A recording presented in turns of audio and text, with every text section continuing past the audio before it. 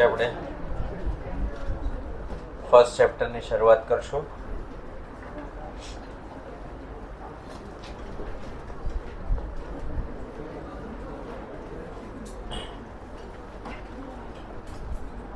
Chapter 1 નો topic third,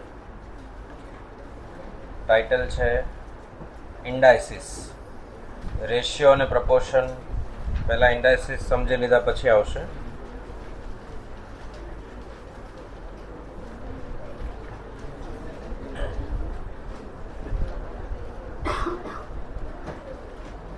આધાર અને ઘાતાંકની જે mathematical system develop થઈ એના બેસિસ પર આખું ચેપ્ટર છે. તો સંખ્યાને જુદી જુદી રીતે દર્શાવવા માટે આધાર ઘાતાંકની પદ્ધતિ વિકસાવવામાં આવી. એક્ઝામ્પલ તરીકે નંબર છે 64. તો 64 ને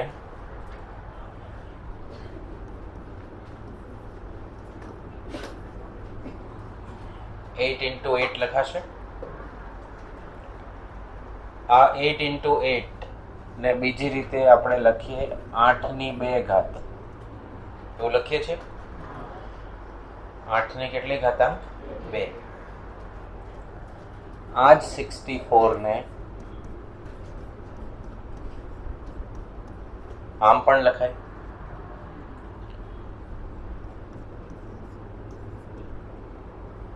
ચાર ની ઘાતાંક 3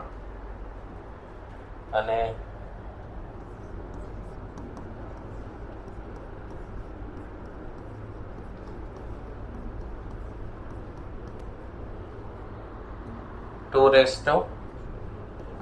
2 ની ઘાતાંક 6 પણ લખાય. બરાબર. તો સંખ્યા એક જ છે 64. 64 એને 8 ની ઘાતાંક, 4 ની ઘાતાંક અને 2 ની ઘાતાંક. તો 64 ને પ્રેઝન્ટ કરવા માટે આપણી પાસે રસ્તા કેટલા? 3. આમ પણ લખી શકાય. 64 ની કેટલી ઘાતાંક? 1. બરાબર. તો આધાર અને ઘાતાંક આવું લખ્યું હોય જનરલાઇઝ રીતે કે a ની ઘાતાંક b, અથવા લખ્યું 3 ની ઘાતાંક 4. તો આનું અર્થઘટન એવું થાય કે 3 પોતાના સાથે કેટલી વાર મલ્ટીપ્લાય થયો છે? 4. તો આધાર અને ઘાતાંકની જે મેથડ છે એ બીજું કંઈ છે નહીં, સંખ્યાને દર્શાવવા માટેની એક રીત છે. શું છે? સંખ્યાને દર્શાવવા માટેની રીત. માનો કે 5 ની 6 ઘાત. તો 5 પોતાના સાથે કેટલી વાર મલ્ટીપ્લાય થશે, ગુણાકાર થશે? 6 વખત. તો આપણે 5 ને 5 into 5 into 5 into 5 એમ 6 ટાઈમ્સ લખીએ, 6 વખત. તો કોઈ એમ કહે કે 5 ની 310 ઘાત. તો કે 310 વખત ગુણાકાર કરવો પોસિબલ થાય નહીં. એટલે આધાર ઘાતાંકની સિસ્ટમ બનાવી કે 5 ની ઘાતાંક 310 લખીએ. એનો મિનિંગ શું કાઢવાનું કે 5 પોતાના સાથે 310 વખત મલ્ટીપ્લાય થયું છે. બરાબર. તો આપણી જે એક્ઝામિનેશન સિસ્ટમ છે એ MCQ વાળી છે. એનો ફાયદો એવો થાય કે ડેફિનેશન આપણને જેવી રીતે સમજાય એવી રીતે આપણે યાદ રાખીએ. આપણે થિયોરિટિકલ પાર્ટ હોય તો વર્ડ ટુ વર્ડ યાદ રાખવી પડે. બરાબર. તો મેથ્સમાં એ ફાયદો છે કે આપણે એવી કોઈ ડેફિનેશન્સ યાદ રાખવાની થશે નહીં. બેનિફિટ એ થશે કે આપણે બધા કોન્સેપ્ટ આપણને જે સમજાય એવી લેંગ્વેજમાં ઇઝીલી સમજીશું. કોન્સેપ્ટ સાચા જ હશે પણ ઇઝી ટુ અન્ડરસ્ટેન્ડ ફોર્મેટ. બરાબર. કોઈ એમ કે આધાર ઘાતાંક એટલે શું? તો કે એક સંખ્યાને દર્શાવવા માટેની શું છે? એ પદ્ધતિ છે, રીત છે. એક્ઝામ્પલ આપીએ કઈ કે 64 છે તો 64 દર્શાવવા માટે ઘણા બધા રસ્તા. કે 64 એટલે 8નો વર્ગ લખાય, 4નો ઘન પણ લખાય, અને 2ની 6 ઘાત પણ લખાય, અને 64ની 1 ઘાત પણ લખાય. આવું તમે 625 માટે પણ કરી શકો. 625 એ 25 ગુણ્યા 25 છે. 625 ને 5ની પણ ઘાતાંકમાં લખી શકો. 5નો વર્ગ 25, એની બાજુમાં 5નો વર્ગ 25, એટલે 5ની કેટલી ઘાતાંક? 4 ઘાતાંક. તો 625 લખવા માટે 25નો વર્ગ લખાય, 5ની 4 ઘાત લખાય, અને 625ની 1 ઘાત પણ લખાય. કોઈ પણ ઘાત લખેલી ન હોય તો બાય ડિફોલ્ટ કેટલી હોય? 1. કોઈ પણ ઘાતાંક લખેલી ન હોય તો બાય ડિફોલ્ટ કેટલી હોય? 1 હોય. બરાબર? તો આધાર ઘાતાંકની સિસ્ટમ એ સંખ્યાને દર્શાવવા માટેની એક પદ્ધતિ ડેવલપ થઈ, એટલે એક રીત બની. આ રીતમાં જે ઘાતાંક છે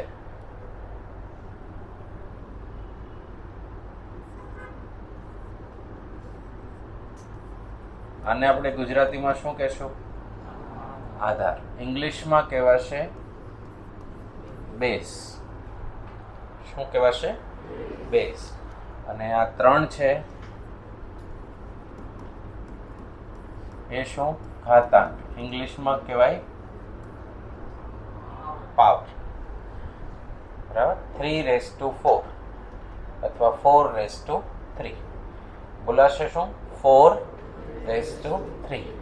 બીજું બોલવાની પદ્ધતિ 4⁻3. શું બોલાય? 4⁻3. વધારે હેબિચ્યુઅલ એટલે ટેવાયેલી રીત છે 4⁻3. રેસ ટુ એટલે 4ની 3 ઘાત. ક્લિયર? ચાલો, તો આપણે ધીમે ધીમે નવા વર્ડ્સ એડ થશે. કાલે મેં તમને કીધું હતું જ્યારે લખાવું ત્યારે એમાં નોટ ડાઉન કરવાનું, હમણાં ખાલી સમજવાનું છે. તો આપણે ચેપ્ટરની શરૂઆત કરશું સંખ્યાના પ્રકારથી. હું બોર્ડ પર અલગ અલગ પ્રકારની સંખ્યા લખું છું, પછી આપણે એના પ્રકાર સમજીશું.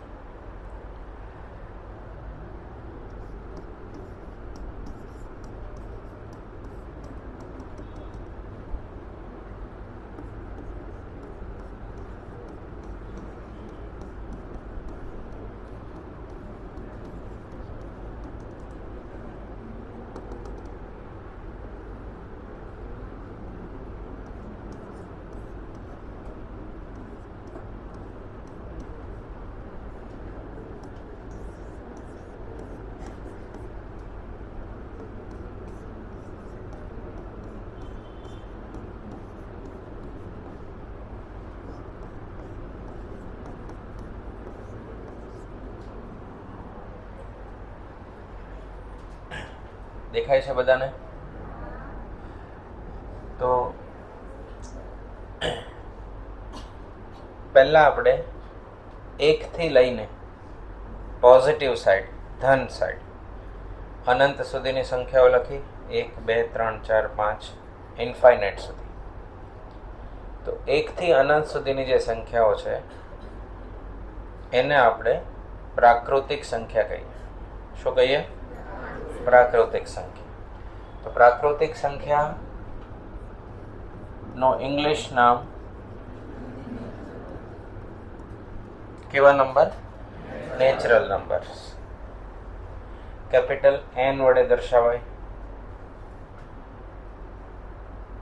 નેગેટિવ સાઈડ ઇન્ફાઇનાઇટ થી લઈને 0 સાથેના પોઝિટિવ સાઈડ ઇન્ફાઇનાઇટ નંબર. આનો પ્રકાર કહેવાય પૂર્ણાંક સંખ્યા. શું બોલાય? પૂર્ણાંક સંખ્યા.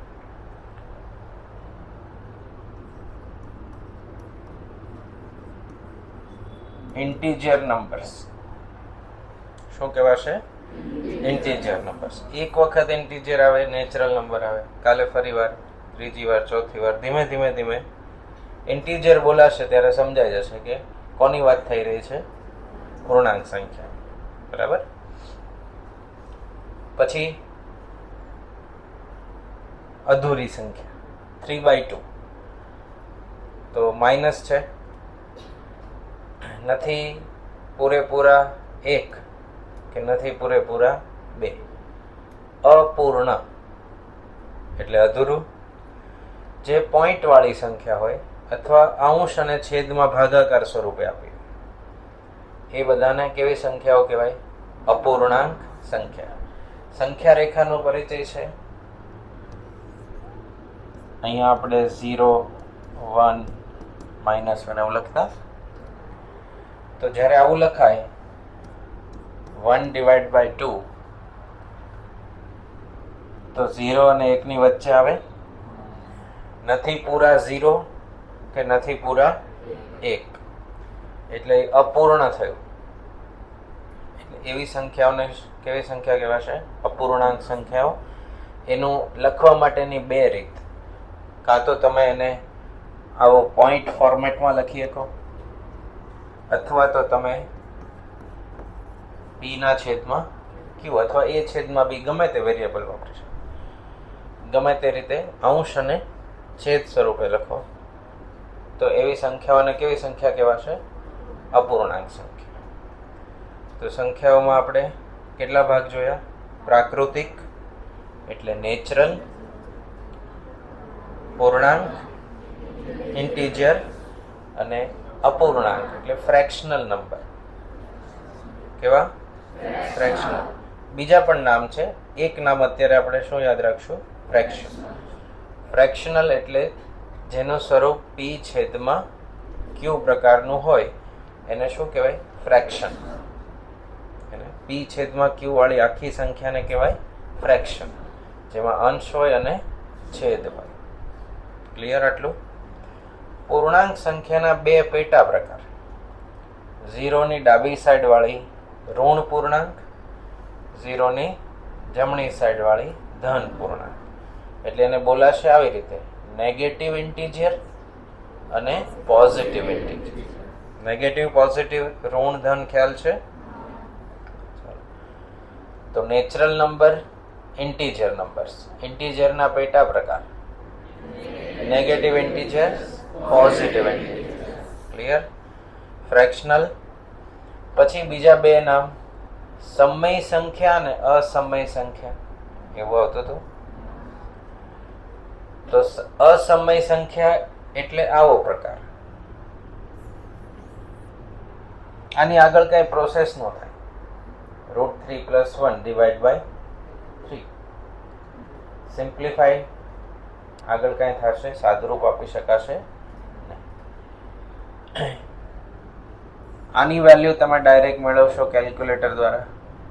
√3, √2, √7. બરાબર?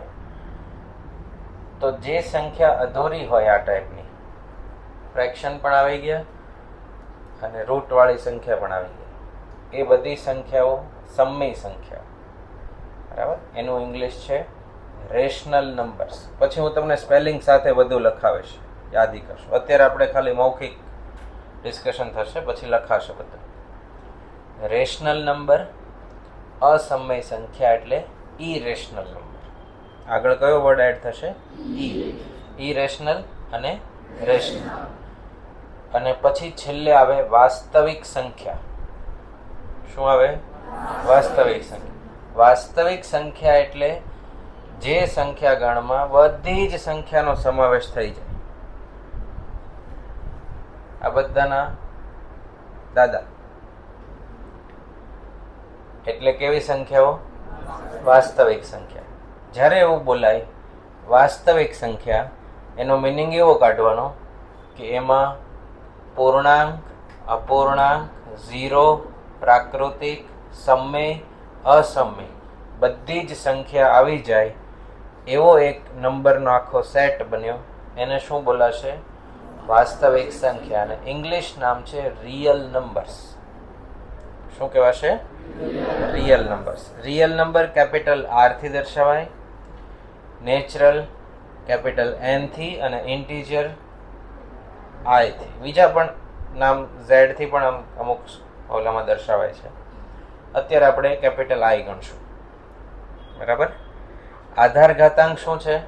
સંખ્યાને દર્શાવવાની રીત છે. કોઈ એમ પૂછે કે રીત એટલે શું, એક્સપ્લેન કરો, તો મેં તમને 64નું એક્ઝામ્પલ આપ્યું. એવી રીતે તમે 25 25ની ઘાતાંક 625 કરી શકો, 5ની ઘાતાંક કરી શકો. ઘણા બધા નંબરમાં થઈ શકે. આ તો બે ખાલી જસ્ટ એક્ઝામ્પલ છે. આધાર છે એને ઇંગ્લિશમાં શું કહેવાશે? બેઝ કહેવાશે. અને ઘાતાંકને કહેવાશે પાવર. ઓકે.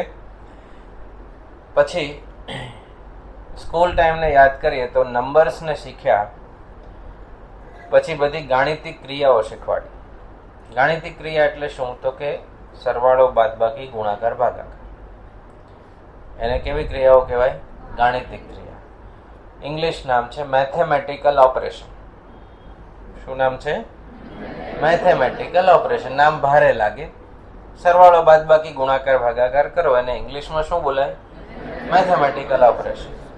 ગાણિતિક ક્રિયાઓ. આ ઓપરેશન ડોક્ટર વાળું નથી, આપણું સાદું ગણિત વાળી ગણતરી કરવી અને મેથ્સ ઓપરેશન કહેવાય.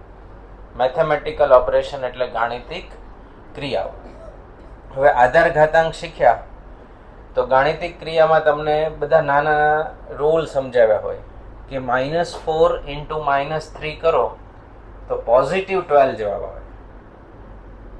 -4 × -3 કરો તો જવાબ કેવો આવે? પોઝિટિવ 12, વત્તા 12 આવે. -4 × +3 કરો -12 આવશે. તો આ રૂલ શીખ્યા હતા ને કે બે સંખ્યામાં બંનેની નિશાની નેગેટિવ હોય તો જવાબ પોઝિટિવ આવશે ગુણાકાર કરો તો. બેમાંથી કોઈ એક નેગેટિવ હોય તો જવાબ નેગેટિવ આવશે ગુણાકાર. તો દરેક સંખ્યા શીખ્યા પછી એના મેથેમેટિકલ ઓપરેશન માટેના રૂલ હોય. એવી રીતે આધાર ઘાતાંકની રીત શીખીએ સંખ્યાને દર્શાવવાની તો એના માટેના પણ રૂલ હોય જેને આપણે સૂત્ર કહેશું. બરાબર. એની મદદથી બધા જ ક્વેશ્ચન સોલ્વ થાય.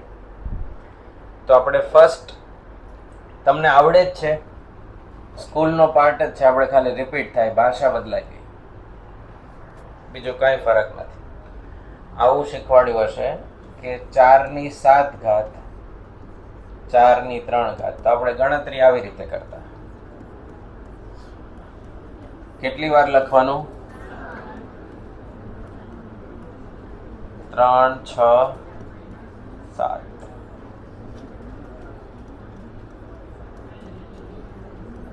આવી રીતે કેન્સલ કરતા કેટલા વધ્યા? 4. તો ત્યાં લખી દેતા હતા 4ની 4. બરાબર. ગુણાકારમાં પણ આવું જ કંઈક હતું કે 4:7 4:3. તો 7 વાર લખીએ, 3 વાર લખીએ, ટોટલ કેટલા થશે? 10 વાર. તો આપણે આના આધારે જનરલ સૂત્ર બનાવીએ. x ની a ઘાત હોય, x ની b ઘાત હોય,